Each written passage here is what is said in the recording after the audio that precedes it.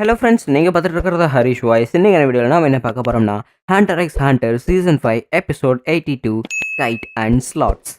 குயினோட ப்ரீடிங்க்கு ஹெல்ப் பண்ணக்கூடிய அந்த நியூட்ரிஷனல் கண்டென்ட் ஹையாக இருக்கக்கூடிய அந்த ரேர் ஹியூமன்ஸ் ஏங்கிட்ட இருக்கிறாங்க அப்படின்னு ஜஸா நாங்கள் சொல்லும்போது, அப்படின்னா அந்த ரேர் ஹியூமன்ஸை எடுக்கிறதுக்காக என்னென்ன பண்ண முடியுமோ எல்லாத்தையுமே பண்ணுங்க அப்படின்னு ஒரு பக்கம் கால்ட் ஆர்டர் கொடுத்துக்கிட்டு இருக்கும்போது ராமட் அப்புறம் கான் கில்லுவா 3 பேருமே சண்டை போடுறதுக்கு தயாராகிறாங்க. அதே சமயத்தில் இவங்களோட டாக்டிக்ஸை பயன்படுத்தி கில்லுவா தன்னோட தண்டர்போல்ட் பவரை யூஸ் பண்ணி அந்த இடத்துல ரேமட்டை நிலக்குலைய வைக்கிறான். அதே சமயத்தில் stone paper scissor here comes the stone அப்படின்னு ஸ்டோன் பவரை பயன்படுத்தி நம்ம கான் அந்த இடத்துல ரேமட்டை கதி கலங்க வைக்கிறாங்க. சரி, இப்போ நீங்கள் 2 பேருமே அந்த மான்ஸ்டரை பார்த்துருப்பீங்கல்ல, அந்த மான்ஸ்டர் நீங்கள் அடிச்சிட்டீங்க. பட் இருந்தாலுமே அதை விட 10 மடங்கு சக்தி வந்த மான்ஸ்டர்ஸ் எல்லாமே இருக்கும். நீங்கள் இதுக்கு வரதுக்கு தயாராக அப்படின்னு கைட் கேட்கும்போது கண்டிப்பாக தயாராக தான் இருக்கிறோம் அப்படிங்கிறாங்க. ஸோ இவங்களோட பயணத்தை இன்னும் மேற்கொள்ளும் போது தெரியுது, இவங்க கண் முன்னாடியே பார்த்தீங்கன்னா என்ஜிஎலோட அண்டர் கிரவுண்ட் பேஸ் எல்லாமே இங்கே தான் இருக்குது.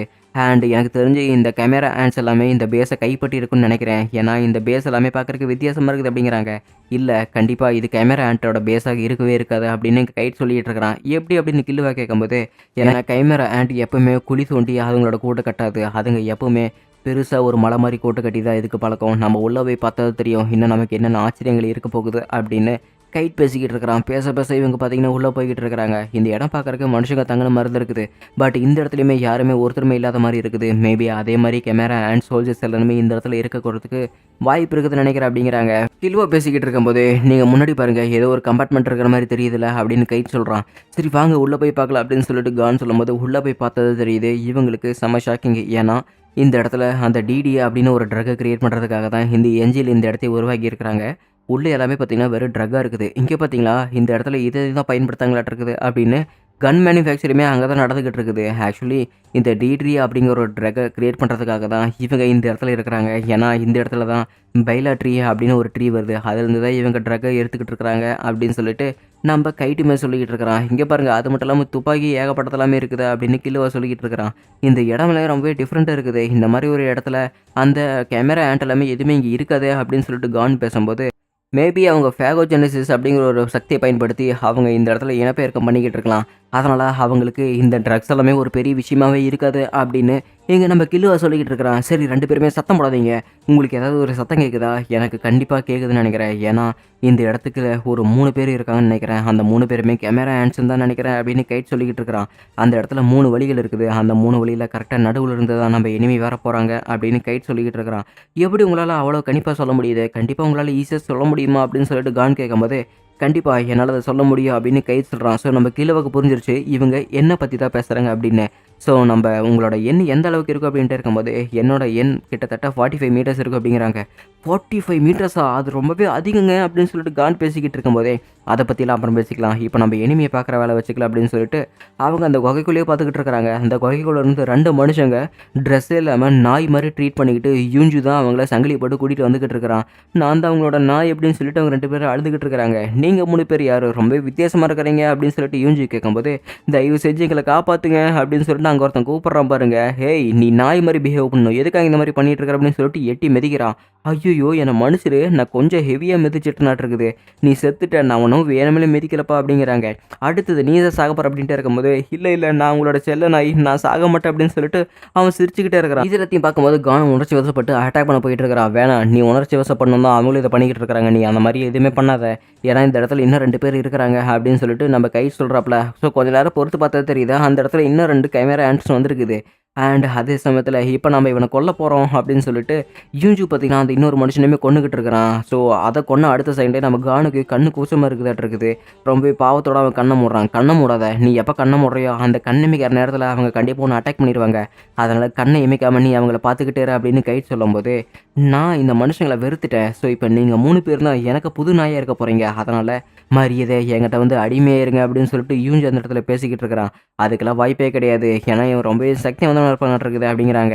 பட் இப்போ 3 பேரையுமே நாம் சமாளிக்கிறோம், நடுவில் இருக்கிற குதிரை மாதிரி இருக்கிறவங்க நான் பார்த்துக்கிறேன் அப்படின்னு கைட் சொல்லும்போது, கான்கிலுவா நீங்கள் 2 பேருமே சைடில் இருக்கிறவங்கள பார்த்துக்குங்க அப்படின்னு சொல்லிட்டு கைட்டுங்க சொல்லிக்கிட்டு இருக்கிறான்.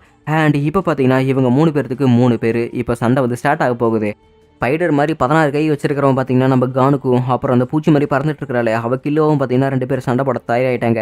இன்னொரு பக்கம் சரி நீ நானும் வா சண்டை போடலாம் அப்படின்னு சொல்லிட்டு யூஞ்சுவுமே பார்த்தீங்கன்னா நம்ம கைட்ட சண்டை கூப்பிட்றான். ஸோ நம்ம கானா அந்த 16 கை வச்சிருக்கிறவனை பார்த்தீங்கன்னா அட்டாக் பண்ண போயிட்டு இருக்கிறான். நீ என்ன ஈஸியாக அட்டாக் பண்ணிடுவியா? என் 16 கையை வச்சு இப்போ நான் உன்னை போட்டு பொழக்க போகிறேன் பாரு 1000 ஹேண்ட் பஞ்ச் அப்படின்னு சொல்லிட்டு அந்த பவர் பார்த்தீங்கன்னா பயன்படுத்தும் போது கான் அந்த இடத்துலேருந்து ஜஸ்ட் மிஸ்ஸில் தப்பிச்சு அப்படியே விலாயிரம்லேயே ஒரு குத்து விட்றான் பாருங்க. இவனுக்கு அப்படியே முதுக பிடிச்சிக்கிச்சு, அந்த அளவுக்கு அடி வாங்கியிருப்பான். பட் இருந்தாலுமே இவன் ஒரு இன்செக்ட் ஆச்சே, அந்த அடியை வந்து ஈஸியாக தாங்கிடுறான். ஸோ இவனுக்கு இன்செக்டாக இருக்கிறதுனால இந்த அடி எல்லாமே அவனுக்கு ஈஸியாக தாங்கிடுறானுங்களாட்டிருக்குது அப்படின்னு கான் நினச்சிக்கிட்டு இருக்கிறான். நீ நினைக்கிறது எனக்கு நல்லாவே தெரியுது கண்ணா, நீ என்ன எப்படியாவது அடிச்சிடலாம் அப்படின்னு ட்ரை பண்ணிக்கிட்டு இருக்கிறீங்களா அப்படின்னு அவன் பேசும்போது நம்ம கானோட நென் பவரை பயன்படுத்தி இப்போ அவனோட சக்தி இன்னும் அதிகமாயிருச்சு. இப்போ வருது பாடுறா ராக் அப்படின்னு சொல்லிட்டு பார்த்தீங்கன்னா அவனோட நென் பவரை பயன்படுத்தினா இவனுக்கு செம ஷாக்கிங், எப்பறம் இந்த சக்தி அதிகமாச்சு அப்படின்னு. இன்னொரு பக்கம் இந்த பூச்சி மாதிரி இருக்கிறவன் நம்ம கில்லு வாட்ட சண்டை போட தயாராகிட்டா. என்ன என் கூட சண்டைக்கு வர தயாராக இருக்கிறேன் அப்படின்ட்டு இருக்கும்போது உங்கள்கிட்ட சண்டை போடுறதுக்கு எனக்கு இதை ஆக்டிவேட் பண்ணுறது வேறு வழியே கிடையாது அப்படின்னு சொல்லிட்டு அந்த இடத்துல ஸ்னேக் அவேகன்ஸ் அப்படின்னு தன்னோட குடும்பத்தோட பவரான அந்த பவரை அவேக்கன் பண்ணுறான் பாருங்க. அப்படியே அவளோட கையெல்லாமே வெட்டி போட்டுடுறான். ஸோ இவளுக்கு கோவம் வந்து அந்த விஷத்தை கரெக்டாக ஏற்றல அப்படின்ட்டு இருக்கும்போது ஜஸ்ட் மிஸ்ஸில் தப்பிச்சிட்றா. பட் அவனுக்கு பின்னாடி இருந்து பார்த்தீங்கன்னா அந்த விஷத்தை ஏற்றி விட்டுறா. அவளோட வால்ல இருந்து இந்த விஷம் கண்டிப்பாக ஒன்று கொண்டுடுன்னு நினைக்கிறேன். ஏன்னா இந்த விஷம் மற்றவங்களை இந்த நாய் மாதிரி பிஹேவ் பண்ண வைக்கும். ஸோ நீ இனிமேல் எங்களுக்கு ஒரு நாய், நீ இப்போ ஒன்று செத்துட்ட அப்படின்னு சொல்லிட்டு இவன் பேசிக்கிட்டு இருக்கிறா. இன்னொரு பக்கம் நம்ம கானை காட்டிக்கிட்டு இருக்கிறாங்க. அவன் ஹியர் கம்ஸ் த ராக் அப்படின்னு அவன் பேசிக்கிட்டு இருக்கும்போது இவளோட தலை டப்புன்னு அப்படி திரும்புது. என்னன்னு பார்த்தா நம்ம கில்லுவாதான் இவளை கொண்டு போட்டான். உன்னால இதுக்கெல்லாம் வாய்ப்பே இல்லையா, நீ எப்படி அசைய முடியும் அப்படின்னு சொல்லிட்டு கேட்கும்போது பாய்சனுக்கு என் உடம்புல இம்யூனிட்டி ஏகப்பட்டது இருக்குது, அதனால நீ இப்போ சாக போற அப்படின்னு சொல்லிட்டு அவளோட தலையை பார்த்தீங்கன்னா நம்ம கில்லுவா 2 துண்டா வெட்டிடுறான். சே இப்போ ஏற்பட்ட ஒரு கேவலமான ட்ரிக்கு அவள் விழுவான்னு கொஞ்சம் கூட நினச்சி பார்க்கவே இல்லை அப்படின்னு யூஞ்சி நினச்சிக்கிட்டு இருக்கிறான். இன்னொரு பக்கம் நம்ம கான் இங்கே சண்டை போட்டுக்கிட்டு இருக்கிறான். ஸோ இவங்க சண்டை போடுறது எல்லாமே ஒரு பக்கம் போயிட்டே இருக்கும்போது நம்ம ரேமோட கட்டிக்கிட்டு இருக்கிறாங்க. அவன் வழியில் துடிச்சிக்கிட்டு இருக்கிறான். ஐயோ என்னால் முடியலையே அப்படின்னு சொல்லிட்டு அவன் கதறிக்கிட்டு இருக்கிறான். அவனுங்களை நான் கொல்லாமல் விடவே மாட்டேன், இந்த காரணத்துக்காக தான் நான் அவங்கள துடிக்க துடிக்க கொன்னாகணும் அப்படின்ட்டு இருக்கும்போது அவனுக்கு ஏதோ ஒரு சக்தி ஆக்டிவேஷன் ஆகுது, அவேகன் ஆகிட்டு இருக்குது.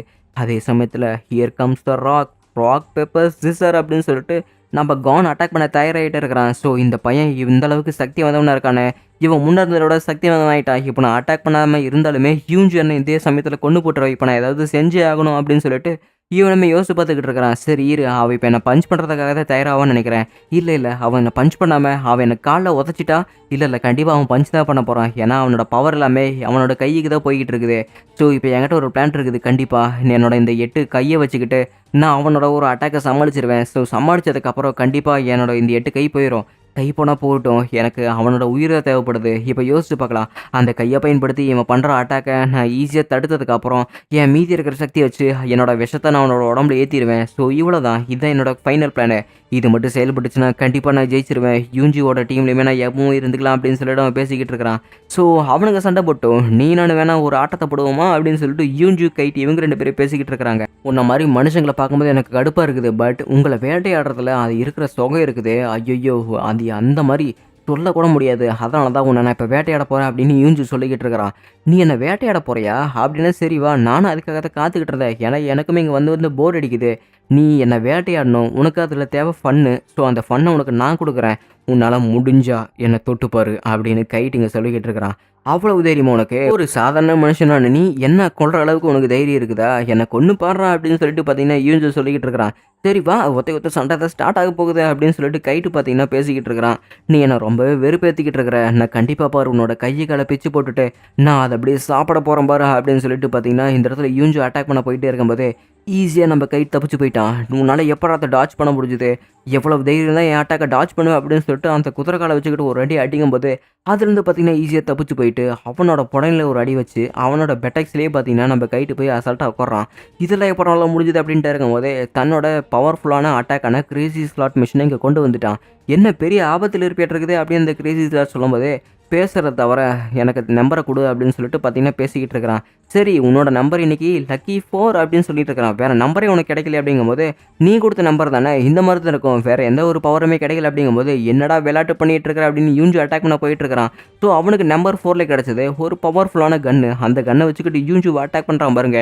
யூஞ்சு இங்கே செத்து போயிட்டான். இன்னொரு பக்கம் இன்னும் ஒரே ஒரு கேரக்டர் தான் பாக்கி இருக்குது. இப்போ நம்ம கான் வந்து ஸ்டோன் பவரை பயன்படுத்த போகிறோம். என் உடம்புல ஒரு பகுதி இருக்கிற அந்த 8 கையுமே நான் இழந்தா தான் இந்த போட்டியில நான் ஜெயிக்க முடியும். அண்ட் அது மட்டும் இல்லாம, அந்த கண்ணு வைக்கிற நேரத்தில நான் எனக்குள்ள இருக்கிற விஷத்த அவன் உடம்புல செலுத்திருவேன் அப்படிங்கிறாங்க. ஸோ கரெக்ட்டா அவனுமே அட்டாக் பண்ண போயிட்டு இருக்கிறான். நம்ம கானுமே ஸ்டோன் பவர பயன்படுத்துவோம் அப்படின்னு பார்த்தா, ஸ்டோன், பெப்பர், சிசர் இப்போ சிசர் வருது பாரு அப்படின்னு சொல்லிட்டு சிசர் பவர பயன்படுத்துறான். இதுக்கெல்லாம் வாய்ப்பே இல்லையே! அவன் அவனோட டாக்டிக்ஸ மாத்திக்கிட்டானா அப்படின்னு சொல்லிட்டு இருக்கிறான். அதே சமயத்தில அவன் 2ஆ வெட்டப்படுறான். பட் வெட்டினாலுமே அவன் சாகல. ஏன்னா இவன் தான் ஒரு பூச்சியாச்சே! இப்போ ஒரு கரெக்டான ஓப்பனிங்காக நான் காத்துக்கிட்டு இருக்கணும். ஏன்னா நான் செத்துட்டு நினச்சிட்டு இருப்பான் அவன். நான் என் விஷத்த அவனோட உடம்புல செலுத்திடுவேன் அப்படின்னு நம்ம கான் கரெக்டாக அவனோட கழுத்தை காட்டுறான் பாருங்க. இதாண்டா என்னோட சமயம் அப்படின்னு சொல்லிட்டு அவன் கழுத்தை கடிக்க வரான். டப்புன்னு நம்ம கைட்டு பார்த்தீங்கன்னா துப்பாக்கி எடுத்து சுட்டு நம்ம கான் அந்த இடத்துல காப்பாற்றிடுறான். நீ என்னதான் இங்கே இருக்கிற கேமரா ஆண்ட்டை கொன்னாலுமே அது முழுசாக செத்துருச்சு அப்படின்னு பார்த்துட்டு அதுக்கப்புறம் நீ கொஞ்சம் அசால்ட்டாக இருந்துக்க. ஏன்னா அதுங்க எல்லாமே தலையை வெட்டப்பட்டதுக்கு அப்புறமே இன்னும் உயிரோடு இருக்கும் அப்படிங்கிறாங்க. சரி இதெல்லாமே எதுக்கு இப்படி பேசிக்கிட்டு இருக்கிற? நீ உன்னோட கன் பவர் அங்கே பயன்படுத்திக்கிட்டே அப்படின்ட்டு இருக்கும்போது, ஆமாம் நான் பயன்படுத்திட்டேன். இப்போ மரியாதை இங்கே இருந்து போ அப்படிங்கிறாங்க. அடடா! நீங்க மறுபடியும் உங்களோட அந்த பவர பயன்படுத்துறீங்களா அப்படிங்கிறாங்க. இது என்ன பவர்ன்னு சொல்லாத. நான் தான் கிரேசி ஸ்லாட். இந்த கிரேசி ஸ்லாட்ல உங்களுக்கு தேவையான பொருள் எல்லாமே இருக்கு அப்படிங்கிறாங்க. சரி முதல்ல இங்கிருந்து கிளம்பு அப்படின்னு சொல்லிட்டு கைட் சொல்லிட்டான். உங்களோட பவர் ரொம்ப வித்தியாசமா இருக்குது.